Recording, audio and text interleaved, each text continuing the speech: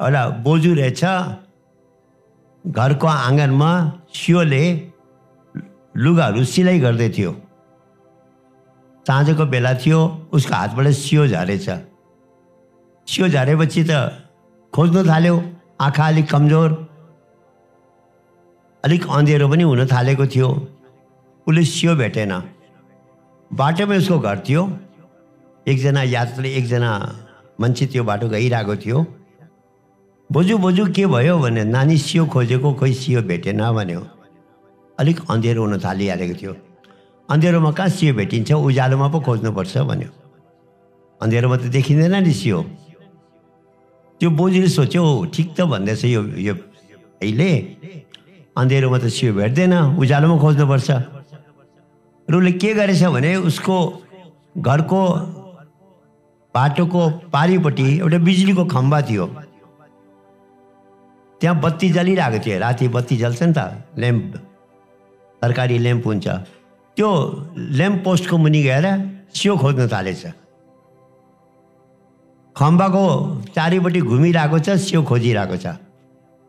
एउटा हाम्रो युवा बहिनी हो, जस्तै कुनै बहिनी आफ्नो ट्युसन गरी फर्किँदै थियो। बोजू यो खम्बाको परिक्रमा किन गरेको भने नि, होइन नानी परिक्रमा गरेको होइन, मेरो सियो हराएको छ, सियो खोजेको भन्यो। बहिनीलाई पनि माया लाग्यो, उसले पनि खोज्नु थाल्यो। अब त्यहाँ सियो भयो भने त भेट्ने हो नि। 5-10 मिनट भएपछि त्यो बहिनीले सोध्यो, बोजू खोइ सियो भेटेन, कहाँनिर खोजेको थियो, ठिक ठाउँ देखाऊ त, म छिटो खोजिन्, किन मैले पनि घर जानुपर्नेछ भन्यो। त्यो बोजूले के भन्छ, नानी सियो त मेरो घरको आँगनमा पो झरेको थियो। अरे घरको आँगनमा झरेको सियो यहाँ किन खोजेको भन्दा, के गर्ने नानी, त्यहाँ अँधेरो थियो, त्यहाँ उज्यालो भएर खोज्न आएको भन्यो। कतिको बुद्धिमान थिए त्यो बोजू भन्नुहोस् त। सियो घरको आँगनमा खसेको छ, त्यहाँ अँधेरो छ, त्यो बिजुलीको खम्बा मुनि उज्यालो छ, त्यहाँ सियो खोजेछ, भेट्छ उसले कहिले? हामी भन्छौँ त्यो बोजू कस्तो बुद्धि नभएको भनेर। तर के हामी पनि त्यस्तै होइनौ? आँखा बन्द गर्दा अँधेरो देख्छौँ, केही देख्दैनौ। बाहिर आँखा खोलेपछि उज्यालो देख्छौँ। र भगवान्लाई कहाँ खोज्न थाल्यौँ? बाहिर खोज्न थाल्यौँ। जीवन बितेर गयो, भगवान् भेटेन।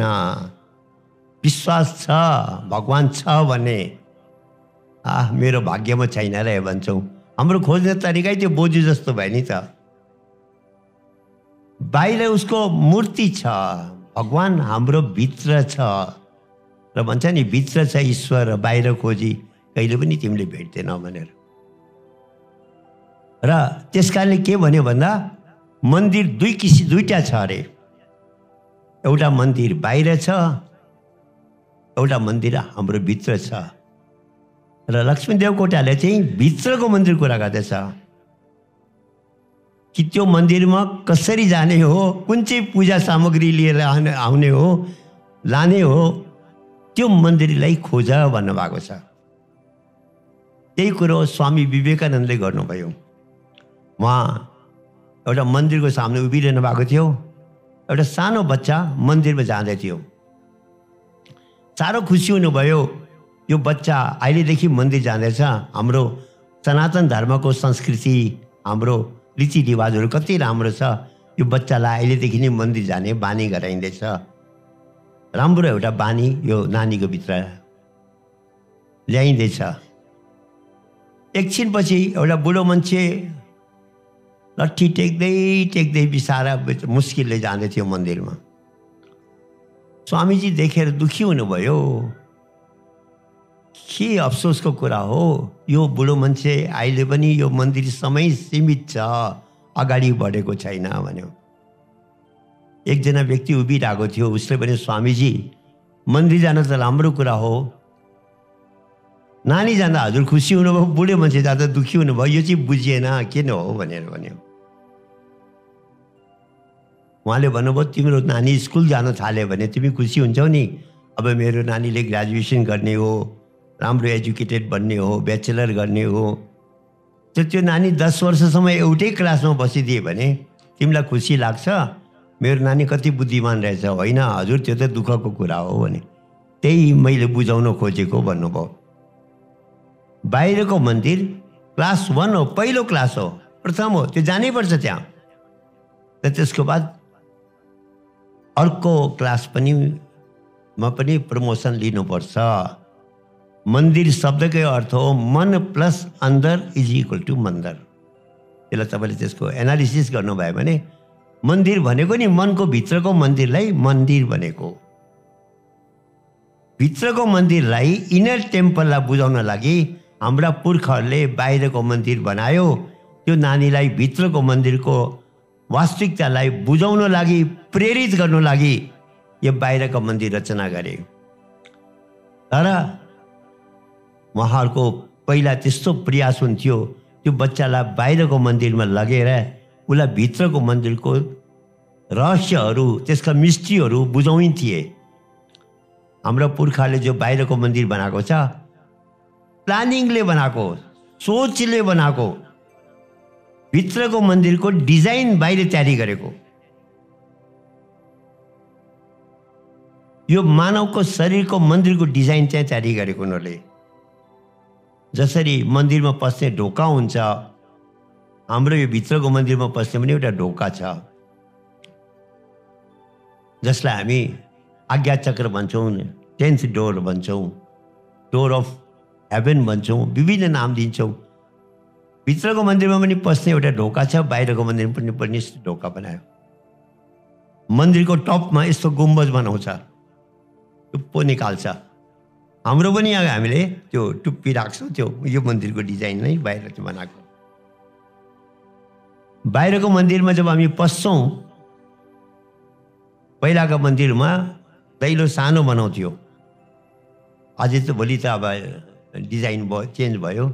किन सानो ढोका बनाउँथ्यो भने नझुकिकन भित्र नजान पाउने, झुक्नै पर्थ्यो कि जबसम्म तिमीहरूमा अभिमान छ तिमीहरू भित्रको मन्दिरमा पस्न सक्दैन।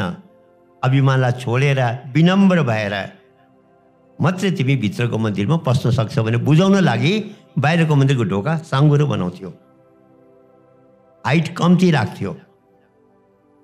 किनभने अभिमान छ भने ऊ कहिले पनि भित्रको मन्दिरमा प्रवेश गर्न सक्दैन। भने नि जब मैं था तब हरि नहीं, जब हरि था मैं नाही, प्रेम गली अति साँकरी या मैं दो न समायो। एकदम साँगुरो छ अरे भगवानको, कि आफू हुने कि भगवान हुने। म भने छ भने त्यहाँ भगवानको पुगिँदैन भनेर दैलो हाइट कम राख्थ्यो। मन्दिरभित्र पस्यो, के गर्छौँ हामी? बत्ती जलाउँछौँ, घिउको, तेलको, जे पनि बत्ती जलाउँछौँ। अनि त्यो बत्तीलाई प्रयास हुन्छ हाम्रो त्यसलाई निभ्न दिने, अखण्ड ज्योतिको रूपमा हामी त्यसलाई स्वीकार गर्छौँ। भित्रको मन्दिरमा पनि ज्योति जलिरहेको छ। भित्रको मन्दिरमा कस्तो जलेको छ भन्दाखेरि त्यो दिनरात जलेको छ, त्यो कहिले पनि निप्दैन। आत्माको ज्योति कन्टिन्युअस जलेको छ, जसलाई परम प्रकाश भन्यो, भर्गो ज्योति भन्यो, डिभाइन लाइट भन्यो, चाँदना भन्यो, आत्मज्योति भन्यो, विभिन्न शब्दले त्यो स्पिरिचुअल लाइटलाई, भित्रको मन्दिरको ज्योतिलाई व्याख्या गर्यो। त्यसलाई बुझाउन लागि हे नानी, जसरी बाहिरको मन्दिरमा बत्ती जलिरहेको छ, यो बत्तीमा त हामीले दियो, घिउ, सलेतो सबै लगायौँ, भित्रको मन्दिरमा स्वयं त्यो ज्योति जलाएको, नजलाइकन जलिरहेको छ।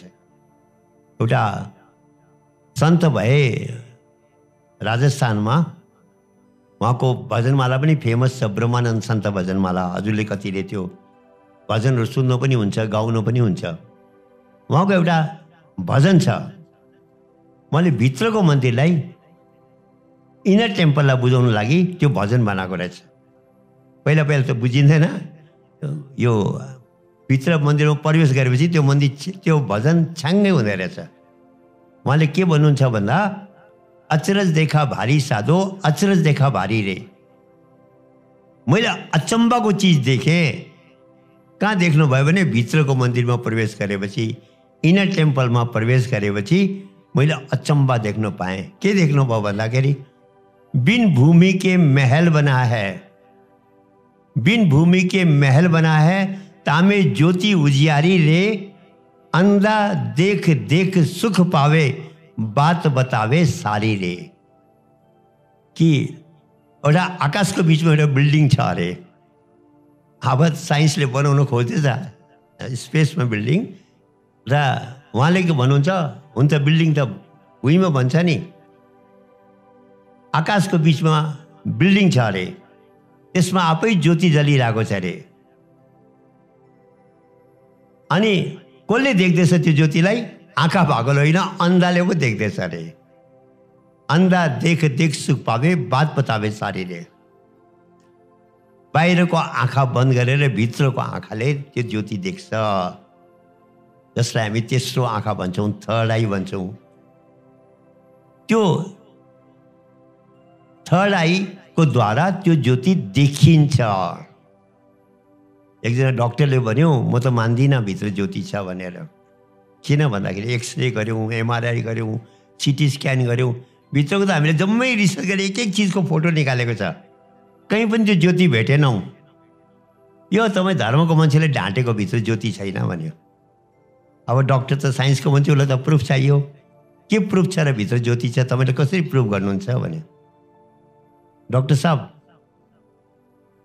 खुनको भित्र कुनै कीटाणु छ, बिमारी छ भने हजुरले यो आँखाले हेरेर भन्न सक्नुहुन्छ कुन चाहिँ बिमारी हो भन्दा?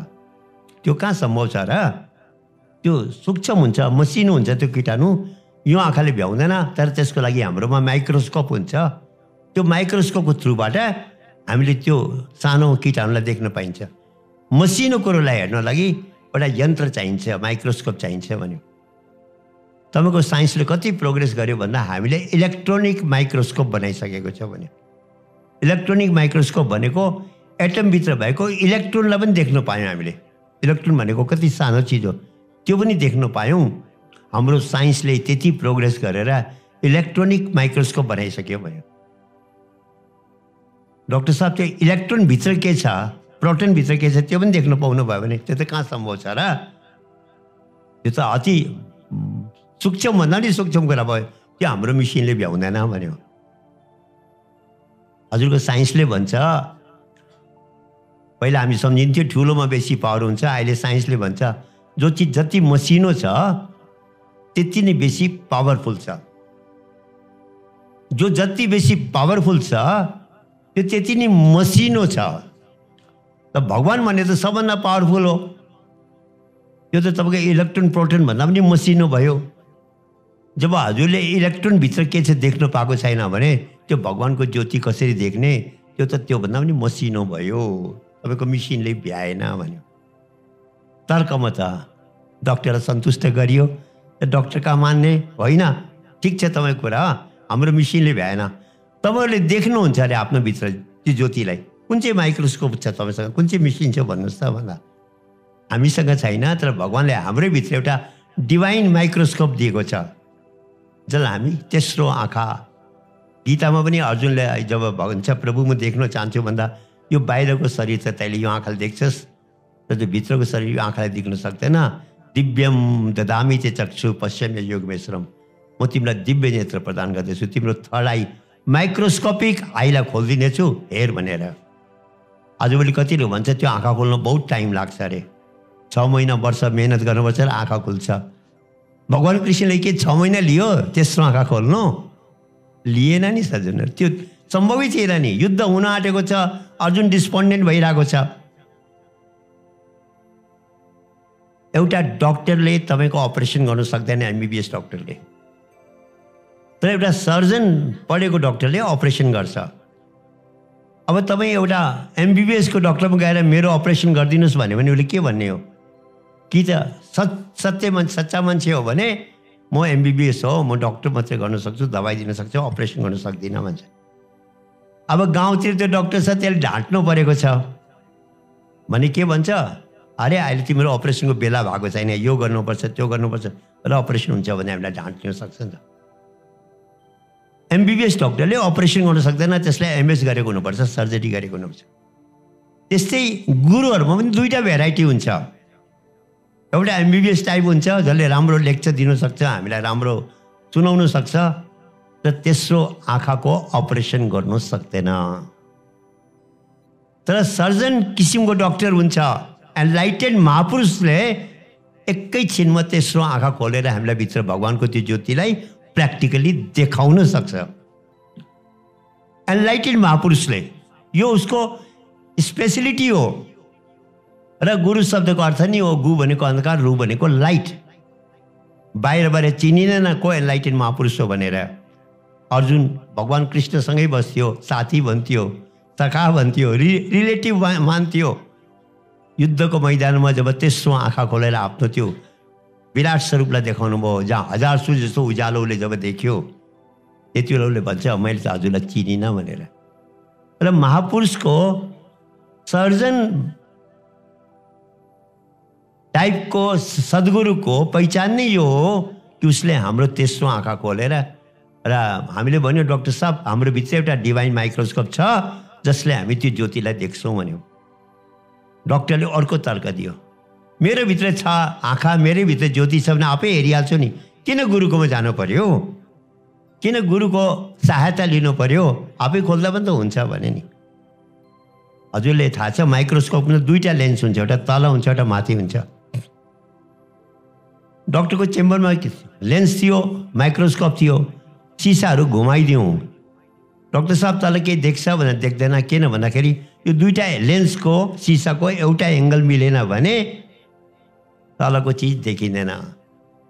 हजुरले गोली हान्दा पनि त्यो एङ्गल मिलाउनुहुन्छ, र यो 2टा लेन्सको एउटा एङ्गल नमिलिन्जेल तल राखेको प्लेटमा राखेको त्यो खुनको थोपाभित्र के छ देखिँदैन भन्यो। ओ भित्रको तेस्रो आँखाको पनि लेन्सहरूको एङ्गल मिलेको छैन। त्यो एङ्गल मिलाउने इन्जिनियर भनौँ, डक्टर भनौँ, सर्जन भनौँ, त्यो सद्गुरु महाराज हो। उहाँले मिलाएपछि त्यो देख्छ भन्दाखेरि उसले स्वीकार गर्यो कि वास्तवमा हामीले नभ्याएको र भित्र ज्योति रहेछ। र त्यो भित्रको मन्दिरको ज्योतिलाई बुझाउन लागि बाहिरको मन्दिरमा हामी बत्ती जलाउँछौँ, साङ्केतिक रूपमा, सिम्बोलिक रूपमा कि हे नानी जसरी तैँले बाहिर उज्यालो देख्दैछस् त्यस्तो उज्यालो तिम्रो भित्र पनि छ। अगाडि के भन्नुहुन्छ ब्रह्मानन्द सन्तले अर्को प्यारामा, बिना बजाए निशिदिन बाजे घंटा शंख नगाड़ी रे, बहरा सुन सुन मस्त होता है तन की खबर बिसारी रे। अहिले हजुरले म्युजिक सुन्नुभयो, नछुइकन बाज्छ यो म्युजिक, बाजेन नि, यहाँले छुनुपर्छ, तबलाले हिर्काउनुपर्छ, यसको कीहरू हार्मोनियमको कीहरू चिस्नुपर्छ र यो सङ्गीत आउँछ। नछुइकन न स्ट्राइक गरिकन कुनै पनि म्युजिक प्रकट हुँदैन। तर उहाँले भन्नुहुन्छ कि नबजाइकन आफै अटोमेटिक 24 आवर्स म्युजिक बजिरहेको छ अरे। घन्टाहरू, शङ्खहरू, नगाडाहरू, मुरलीहरू, बाँसुरीहरू बजिरहेको छ 24 आवर्स। अनि कसले सुन्दैछ? जसकोमा बाहिरको कानमा छुन्ने क्षमता छैन, बहिरो मान्छेले, उसले सुन्दैछ अनि आनन्द लिइरहेको छ। यसलाई योगको भाषामा भन्छ नाद ब्रह्म, अनहत नाद, अनस्टक म्युजिक, जो हाम्रो भित्रको मन्दिरमा कन्टिन्युअस त्यो मन्दिर भित्रमा त्यो घन्टी शङ्खहरू बजिरहेको छ 24 आवर्स। यो कल्पनाको कुरा गरेको होइन, फ्याक्ट हो। हाम्रो भित्र त्यो म्युजिक चलिरहेको छ, योगा बुक्समा छ लेखेको। एकजनाले प्रश्न गर्यो, आफै चाहिँ कसरी बाज्छ म्युजिक नछुइकन? यहाँ अहिले त हजुरले कुनै आवाज सुन्नु हुँदैन, म चुप लाग्यो भने। माइक्रो यसको हाम्रो स्पिकरको भोल्युम बढाइदिउँ त के हुन्छ? एउटा सिटीको आवाज आउँछ, त्यसलाई हामी फिडब्याक भन्छौँ नि। अरे भाइ भोल्युम घटाऊ, यो फिडब्याक भयो भन्छौँ। त्यो सिटीको आवाज कसरी आयो त? हामीले त केही छुएको छैन, भोल्युम मात्रै बढाएको छौँ, सिटीको आवाज आउनु थाल्यो। के भन्छ? फिडब्याक भयो। फिडब्याक भनेको यहाँबाट जुन तरङ्ग जाँदैछ त्यो फर्केर यसमा आइपुग्यो भने त्यो सिटीको आवाज अटोमेटिक पैदा भयो, फिडब्याक भयो। जहाँबाट पठाएको चाहिँ वहीँबाट फर्केर आएपछि त्यो फिडब्याक भयो। त्यस्तै यो बाहिरको फिडब्याक भयो, हाम्रो भित्र एउटा बायो फिडब्याक हुन्छ। त्यो बायो फिडब्याक भएपछि भित्रै त्यो म्युजिक सुन्नु पाइन्छ, नबजाइकन बजिरहेको म्युजिक। त्यसलाई एउटा सन्तले के भन्यो भन्दा, कबीरा धारा अगम की सदगुरु देई बताए, धारा को उल्टा किया तो स्वामी संग मिलाए। धारा भनेको फ्लो, पानीको धारा हुन्छ, कुनै कुराको धारालाई फ्लो भन्छ इङ्ग्लिसमा। कि मैले एउटा यस्तो फ्लो थाहा पाएँ जुन फ्लोलाई रिभर्स गर्दाखेरि भगवान्लाई भेटिन्छ। के हो भनेको हाम्रो भित्र चेतनाबाट करेन्ट आइरहेको छ, आत्माबाट चेतनाको करेन्ट आइरहेको छ। त्यो केमा आउँछ? मनमा आउँछ, मनबाट शरीरमा जान्छ अनि यो प्रकट भइरहेको छ। हामी चेतन छौँ, बोल्छौँ पनि, गर्छौँ पनि। उहाँले भन्नुभयो, मैले मेरो गुरु महाराजले मलाई यो फ्लो चिनाइदियो।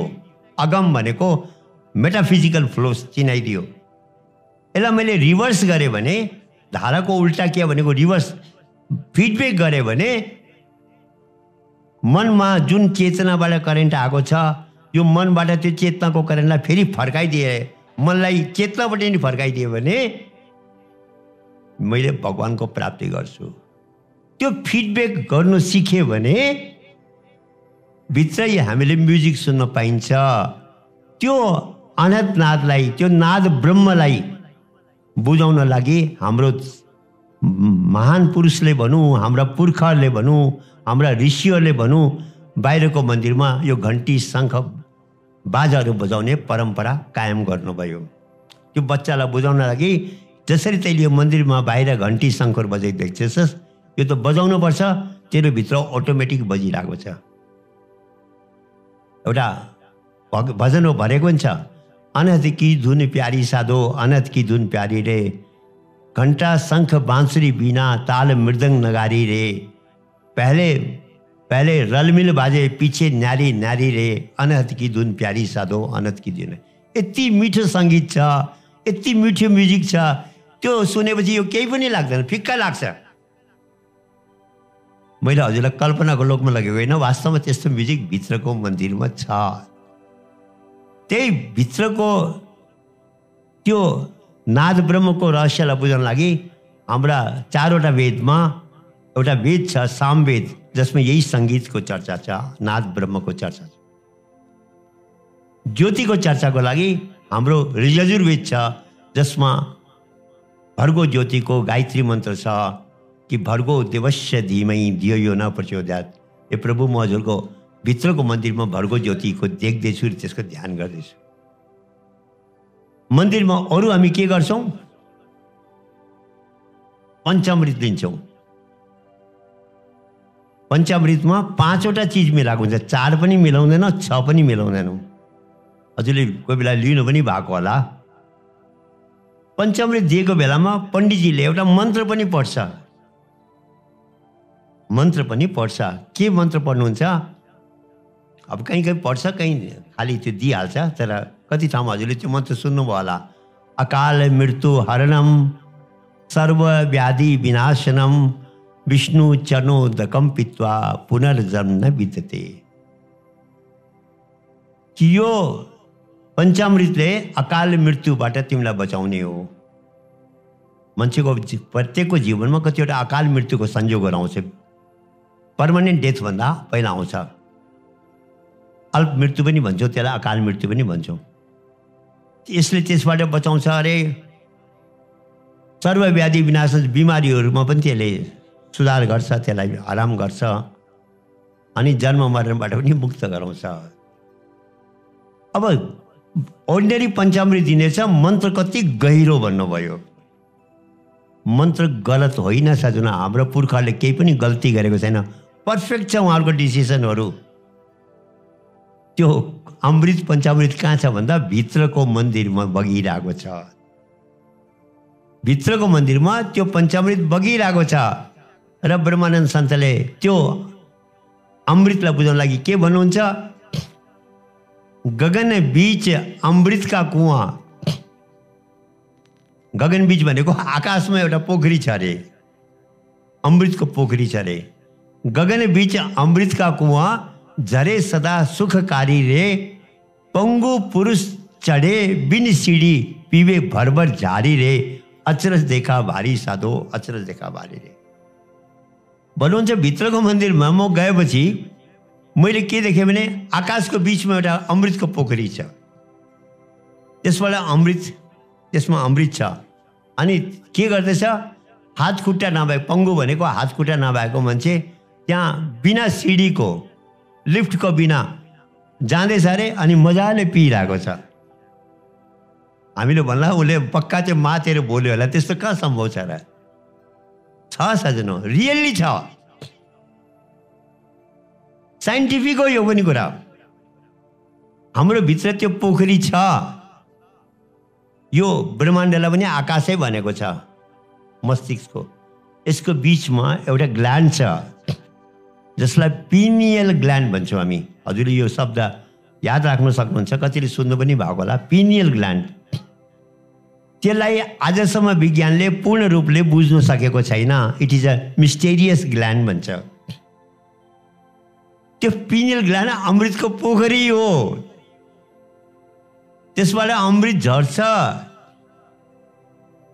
अनि त्यो अमृतले तत्त्वसँग मिलेर 5 किसिमको टेस्ट दिन्छ। पृथ्वी तत्त्वसँग मिक्स भयो भने गुलियो जस्तो टेस्ट दिन्छ। जल तत्त्वसँग मिक्सअप भयो भने नुनिलो जस्तो टेस्ट दिन्छ। वायु तत्त्वसँग मिक्स भयो भने अमिलो जस्तो टेस्ट दिन्छ। अग्नि तत्त्वसँग मिक्स भयो भने तितो पिरो जस्तो टेस्ट दिन्छ। आकाश तत्त्वसँग मिक्स भयो भने तितो जस्तो टेस्ट दिन्छ। यो हाम्रो शरीर 5 तत्त्वले बनेको भन्छ। हजुरले सुन्नु पनि भएको होला, पढ्नु पनि होला। 5वटा तत्त्वको कारणले त्यो अमृतले 5 किसिमको टेस्ट पैदा गर्छ। र त्यो भित्रको पञ्चामृतलाई बुझाउन लागि मन्दिरमा हामीले पञ्चामृत बनायौँ। यो भित्रको पञ्चामृतमा त्यो गुण छ नि त, फेरि अकाल मृत्युबाट बचाउने अनि बिमारीलाई जाति बनी बनाउँछ। कसरी भन्छ हजुरले त तर्क दिनुहुन्छ होला, यो कसरी हुनसक्छ भने आयुर्वेदको हजुरले सिद्धान्त पढ्नु भयो भने आयुर्वेदमा पनि 5 किसिमका रसहरूको कुरा हुन्छ। तितो, अमिलो, पिरो, नुनिलो, गुलियो। सबको आफ्नो आफ्नो गुण छ। अमिलोमा भिटामिन सी हुन्छ अरे, यसले यो गर्छ। तितो कोरोनाको टाइममा, कोभिडको टाइममा तितो चिज खानु अरे, यसले राम्रो गर्छ। आयुर्वेदको जडीबुटीहरूमा यो तितो छ, यो अमिलो छ, यसको यो गुण छ भनेर त्यो 5 किसिमको रसले भित्र पनि रोगमा हेल्प गरेको हुन्छ, जाति बनाउन। मन्त्र हाम्रो गलत छैन, तर त्यो के को लागि भनेको भने इनर टेम्पलको लागि त्यो कुरा गरेको थियो, जसमा त्यो अमृतलाई पिउने बानी भयो भने तिर्खा भोक पनि लाग्दैन। हजुर मानिलिउँ हिँड्नु हुँदैछ, 8 घन्टासम्म केही पाउनुहुन्न, पानी पनि पिउने मौका पाएन, खाना पनि खाने मौका पाएन। त्यो अमृतलाई पिउनु सिक्नु भएको छ। त्यो भित्रको अमृत पिउनु हुनेछ भने न तिर्खा लाग्छ न भोक लाग्छ। त्यस्तो पञ्चामृत हाम्रो भित्र छ। त्यसलाई बुझाउन लागि बाहिरको पञ्चामृत बनाइयो। चौथो चिज के गर्छौँ हामी मन्दिरमा? माला घुमाउँछौँ। 108 दानाको माला घुमाउँछौँ। अनि मन्त्र कसैले कुनै नाम जप्छ, कसैले कुनै मन्त्र जप्छ, त्यो आफ्नो आफ्नो भेराइटी हो। त्यो माला किन घुमाएको? 108 दानाकै।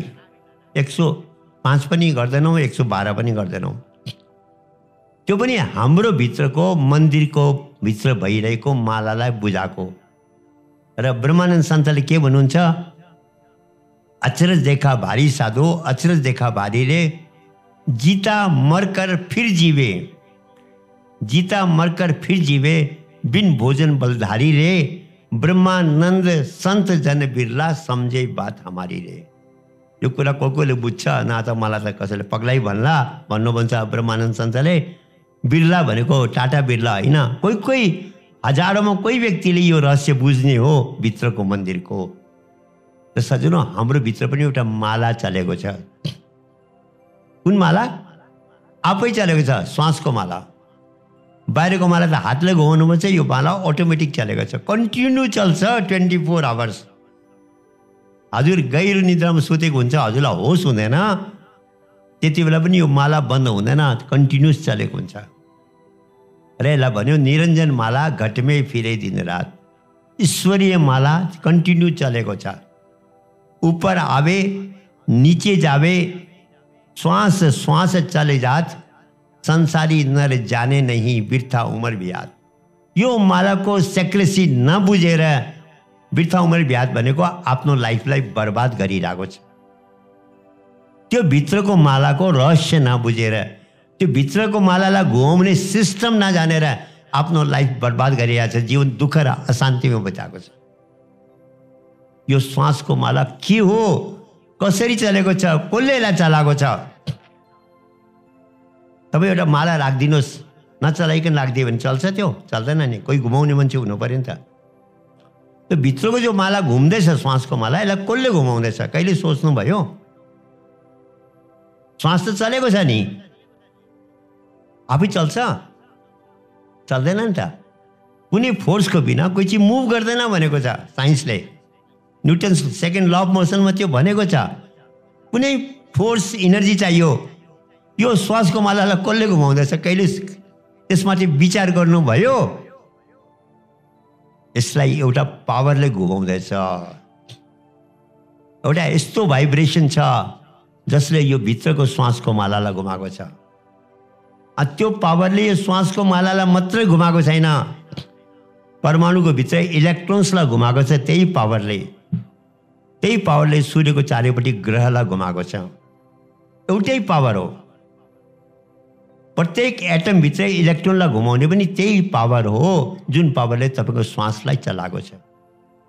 र म्याडम क्युरीले भन्यो, एउटा ठुलो साइन्टिस्ट थिइन् म्याडम क्युरी, म एटमभित्र पस्नु पाएको भए हेर्थेँ, खोजी गर्थेँ यो इलेक्ट्रोन्सलाई केले घुमाउँदैछ चारैपट्टि। What is the power behind the revolving of the electrons? इलेक्ट्रोनलाई केले घुमाउँदैछ? जुन पावरले इलेक्ट्रोन्सलाई घुमाइरहेको छ। र त हामी भन्छौँ भगवान् कण कणमा व्यापक छ, सर्वव्यापक छ भन्छ नि, अम्नी प्रेजेन्ट छौँ। प्रत्येक एटमभित्र भगवान् छ भने कुन रूपमा छ सज्जनौ? त्यही इनर्जी प्रत्येक एटमभित्र छ। त्यही इनर्जी जसले श्वासलाई घुमायो, त्यसैले एटमभित्र इलेक्ट्रोन्सलाई घुमाएको छ। र यो श्वासलाई घुमाउने कोही के छ? त सिम्पल भाषामा भन्यो, भगवानको नामले घुमाएको छ अरे। यो श्वासको मालालाई घुमाउने को छ? भगवानको नामले घुमाएको छ। तपाईँ हामीले घुमाएको छैन। त्यो नाम तपाईँ हामीले जपेर त्यो माला घुम्ने होइन, अब त्यो त घुम्छै घुम्छ। तपाईँ कुनै नाम नजप्नुहोस् र पनि यो श्वासको माला घुमिरहेको हुन्छ। यसलाई कुन चाहिँ नामले घुमाउँदैछ कहिले सोच्नुभयो? त्यो नाम भगवानको ओरिजिनल नेम हो। त्यसले अहिले एकछिन पहिला हजुरले नामको बारेमा सुन्नुहुँदै थियो। भगवानको एउटा यस्तो नाम छ अरे, त्यो नामले यो शरीरलाई जीवित राखेको छ। यो श्वास बाहिर निक्ल्यो भने हामी मुर्दा भइहाल्छौँ, श्वासको गर्दा नि हामी जीवित छौँ। त्यो श्वासलाई त्यो नामले चलाएको छ। अब कुन चाहिँ नाम हो त्यो? तपाईँ हामीले मुखको नाम भन्दा पनि श्वास चलेको छ, नभन्दा पनि चलेको छ। त्यो नामलाई बुझाउन लागि म अलिकति हजुरलाई साइन्सको कुरा राख्छु, किनभने अहिले त सबै एजुकेटेडहरू हुनुहुन्छ। त्यो शब्द नाम के हो बुझाउन लागि म जुनै पनि नाम बोल्दैछु मुखबाट, म जे पनि अहिले बोल्दैछु, मानिलिउँ मैले मुखबाट राम भने, साइन्सले भन्छ मैले राम बोलिनँ, मेरो गलाको ग्रन्थीले, भोकल कोषले एउटा भाइब्रेसन पैदा गर्यो, एउटा स्पन्दन पैदा गर्यो, भाइब्रेसन हलचल पैदा गर्यो। त्यो भाइब्रेसनले हावाको भित्रको कणहरूमा त्यही सेम हलचल, सेम भाइब्रेसन पैदा गर्यो। हावाको माध्यमबाट त्यो भाइब्रेसन जाँदै जाँदै तपाईँको कानसम्म पुग्यो, हजुरको कानसम्म पुग्यो। त्यसले के गर्यो? हजुरको कानको जो झिल्ली हुन्छ, इयर ड्रम्स भन्छौँ हामी त्यसलाई हल्लायो, भाइब्रेट गर्यो। जुन भाइब्रेसन मैले पैदा गरेँ त्यो भाइब्रेसन हावाको माध्यमबाट तपाईँको कानमा पुग्यो। यो भाषा हजुरले नेपाली बुझ्नुहुन्छ र हजुरको दिमागले उहाँले राम शब्द भन्यो भनेर बुझ्नुभयो। मैले जे बोल्दैछु त्यो भाइब्रेसन मात्रै हो। साइन्सले all the words that we speak are just vibrations of different frequency भन्छ। विभिन्न फ्रिक्वेन्सीको हामीले भाइब्रेसन मात्रै पैदा गर्छौँ, जसलाई हामी शब्द भन्छौँ, नाम भन्छौँ, ल्याङ्ग्वेज भन्छौँ। भाइब्रेसन मात्रै हो। र यो भाइब्रेसन, यो स्पन्दन, यो हलचल हामीले पैदा गऱ्यौँ। साइन्सले पनि स्वीकार गर्छ एउटा प्राइमोडियल भाइब्रेसन थियो, एउटा आदि स्पन्दन थियो। बिफोर क्रिएसन पनि एउटा भाइब्रेसन थियो, जुन भाइब्रेसनले सारा सृष्टिको रचना गर्यो,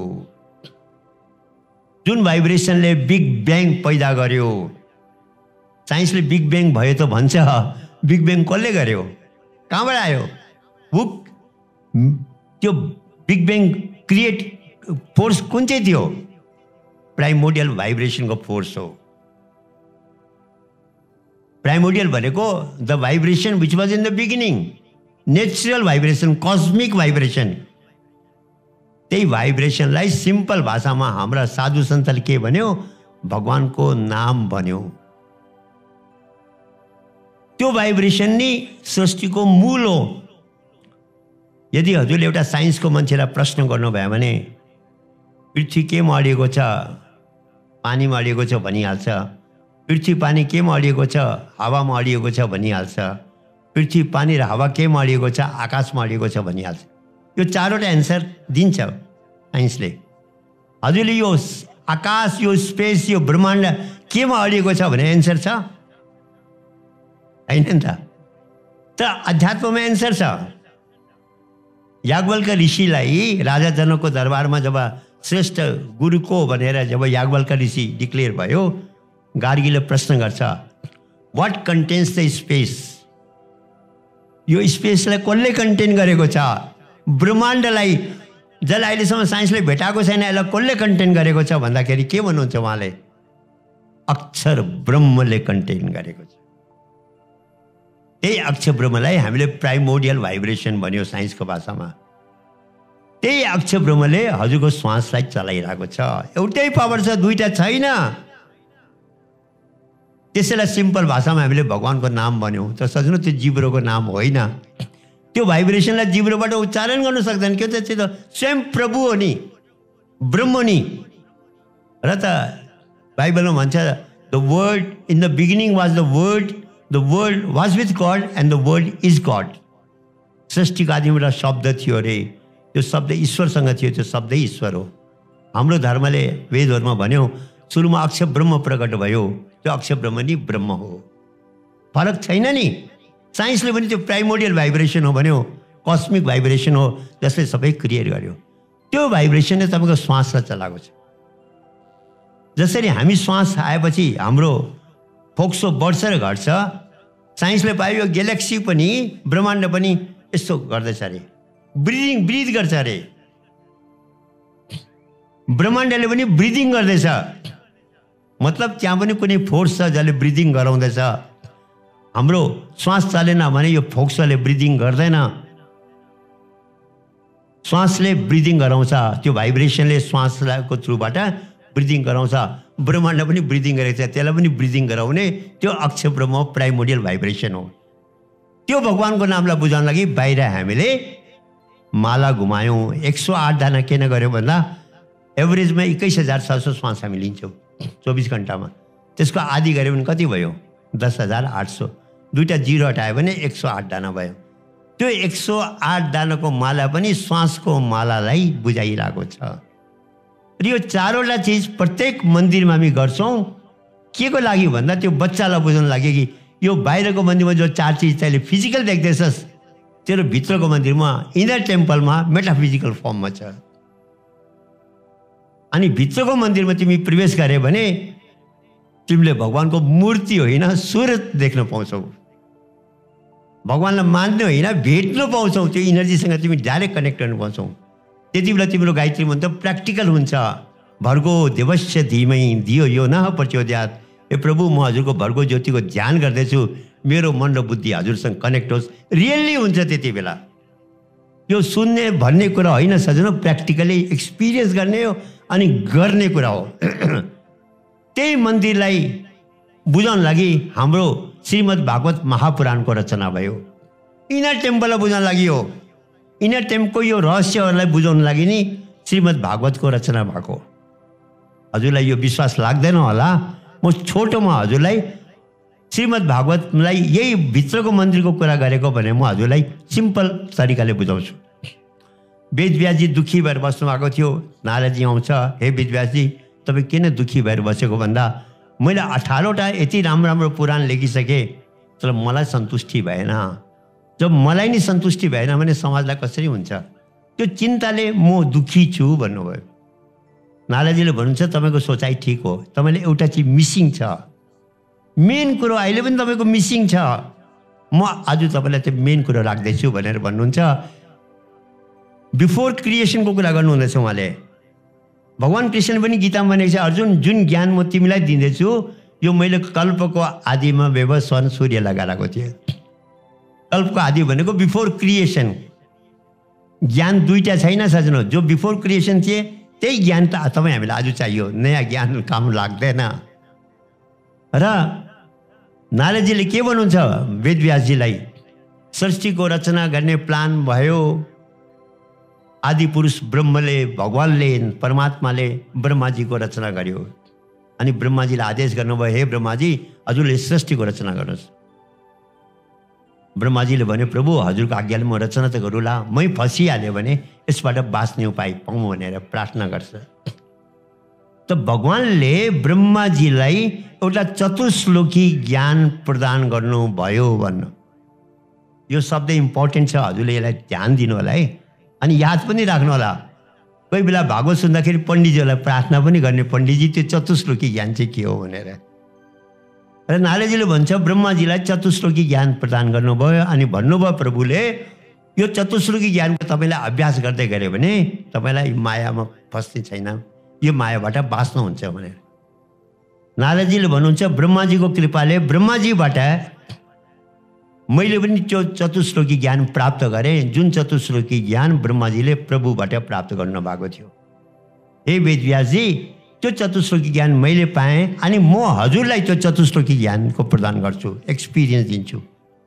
हजुरले त्यो चतुश्लोकी ज्ञानलाई आधार बनाएर, त्यसलाई बेस बनाएर, त्यसको मेडिटेसन गरेर जो हजुरलाई इन्टुटिभ भित्रको एक्सपिरियन्सहरू आउँछ त्यसलाई आधार लिएर हजुरले ग्रन्थ तयारी गर्नुहोस्। त्यो ग्रन्थले समाजलाई दिशा दिने हो, समाजको भला गर्ने हो भनेर चतुश्लोकी ज्ञान प्रदान गर्नुभयो। त्यसको साधना गरेर त्यसबाट पाएको आधारमा उहाँले श्रीमद् भागवत महापुराणको रचना गर्नुभयो र भागवतलाई चतुश्लोकी भागवत भन्छ। त्यो चतुश्लोक 4वटा श्लोक बाहिरको श्लोक होइन सजनो, बिफोर क्रिएसन दिएको। मान्छे जन्मेकै थिएन, भाषा बनेकै थिएन। त्यो चतुश्लोकी ज्ञान नै तपाईँको भित्रको मन्दिरको 4वटा एक्सपिरियन्स हो। र ब्रह्मालाई चतुर्मुखी ब्रह्मा भन्छ, 4वटा वेदको रचना गर्यो। ऋग्वेदमा त्यो नामको प्राइमोडियल भाइब्रेसनको चर्चा छ, सामवेदमा त्यो अनाहतनाथको म्युजिकको चर्चा छ, यजुर्वेदमा त्यो परम ज्योतिको भर्गो ज्योतिको चर्चा छ, अनि अथर्ववेदमा अमृतको चर्चा छ। यही हो इसेन्स अफ रिलिजन। कुनै पनि धर्मको भगवानले यो छुट्याएको छैन धर्महरू, सबै धर्मको इसेन्स एउटै हो, त्यो चतुश्लोकी ज्ञान हो। इनर टेम्पलको 4वटा एक्सपिरियन्स हो। त्यसैलाई बुझाउन लागि बाहिरको मन्दिरमा हामीले रचना गऱ्यौँ र कन्क्लुजन के आयो? भित्रको इनर टेम्पलमा, भित्रको मन्दिरमा पस्नु पर्यो। दैलो यहाँ छ, यसबाट पस्नु पर्यो। यो दैलो खोलेर पसाउने काम चाहिँ समयको महापुरुषले गर्छ, गुरुले गर्छ। यो ओरिजिनल ज्ञान हो। भगवान् कृष्णले गीतामा भन्छ, अर्जुन यो ज्ञान मैले कल्पको आदिमा व्यवस्वन सूर्यलाई दिएको थिएँ, मनुले प्राप्त गर्यो, इक्ष्वाकुले प्राप्त गर्यो, फेरि यो लुप्त भयो। आज त्यही ज्ञान म तिमीलाई फेरि दिँदैछु, अलग ज्ञानको कुरा गरेको छैन। अनि के भन्नुहुन्छ? राजविद्या राजगुह्यम पवित्रम इदम उत्तमम प्रत्यक्षावगम धर्मम सुसुखम कर्तुम अभ्यम। यो ज्ञान सबैको राजा हो, अति गोपनीय हो, मेटाफिजिकल हो, धर्मयुक्त हो, गर्नुमा सजिलो छ, पवित्र छ अनि प्र्याक्टिकल छ भनेर भन्नुभएको छ। राजा कतिवटा हुन्छ सजन? 2-3 हुँदैन, राजा त एउटा हुन्छ नि। यो सबै विद्याहरूको राजा बन्नुहुँदैछ, राजविद्या।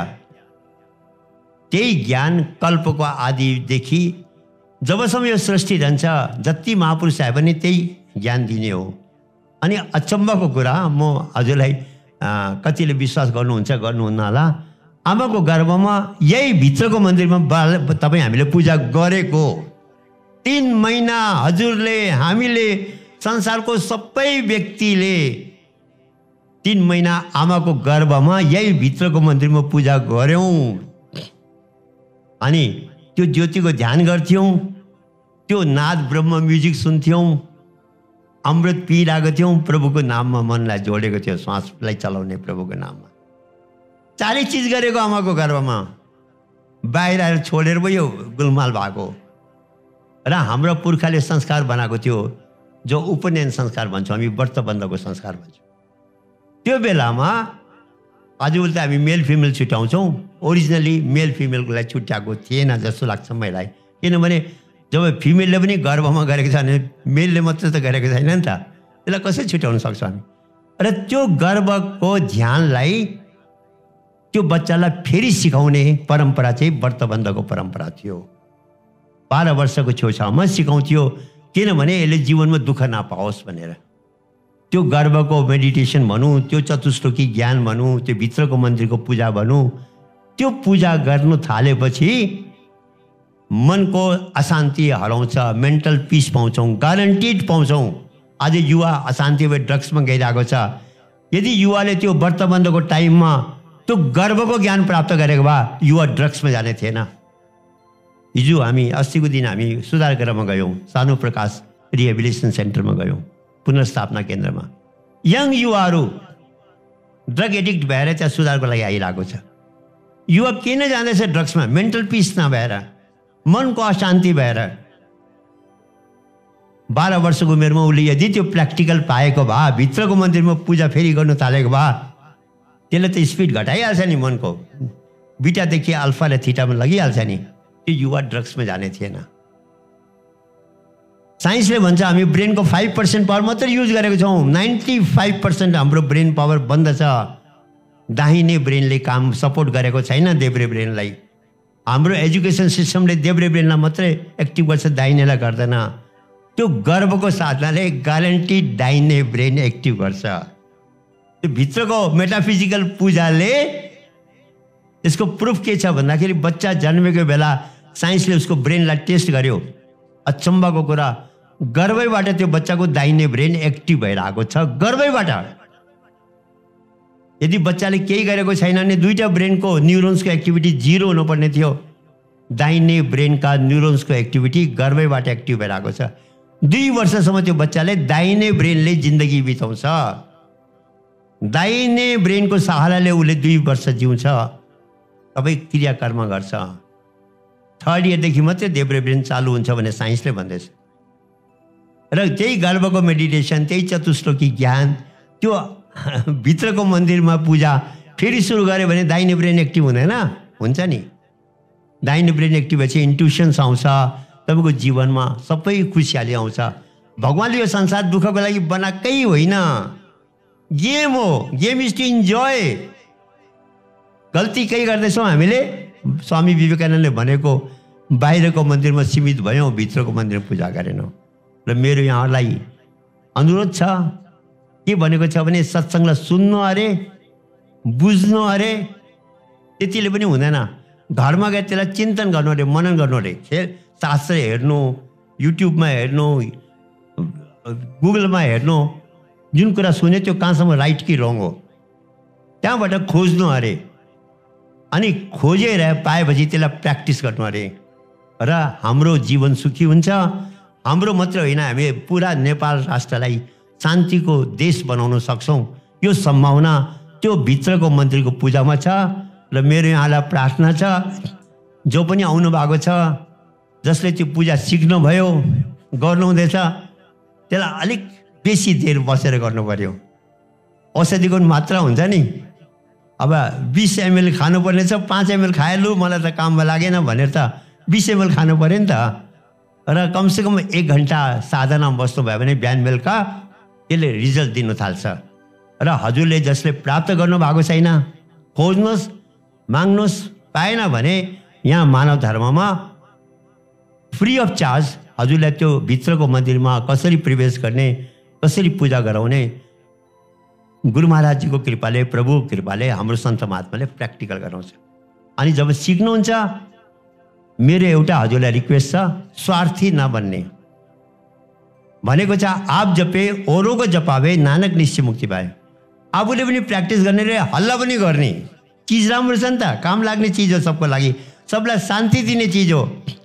यही त भने नि नारदजीले सुखदेव ऋषिलाई, जब उसले म राजा परीक्षितलाई जान्दिनँ सुनाउनु के खाँचो छ, मरोस् भनेर। उहाँले भन्नुभयो एउटा अन्धा मान्छे जाँदै थियो, बाटोमा एउटा कुवा थियो, कुवामा त्यो गिरेर मर्यो। एउटा आँखवालाले हेरिरहेको थियो, पाप कसलाई लाग्यो भन्दाखेरि अन्धालाई लागेन, उसले जानी गिरेको होइन, कुवा बनाउनेले पानी खाओस् भनेर बनाएको, पाप हेर्नेलाई लाग्छ। उसले किन चाहिँ भनेन भाइ त्यहाँ कुवा छ, तिमी यताले हिँड्यौ न। हाम्रो तेस्रो आँखा खुलेपछि यो हल्ला गर्ने काम तपाईँ हाम्रो हो। संसारको मान्छे जसको तेस्रो आँखा खुलेको छैन, स्पिरिचुअली ब्लाइन्ड छ, उसलाई हामीले भन्नु पर्यो भाइ यो संसारको दुःखमा तिमी नपर, एउटा बाटो छ योबाट बाँच्ने। र हजुरले जसले यो सिक्नु भएको छैन, सिक्नु होला, सिकेर प्र्याक्टिस गर्नु होला, अनि यसको प्रचार गर्नु होला।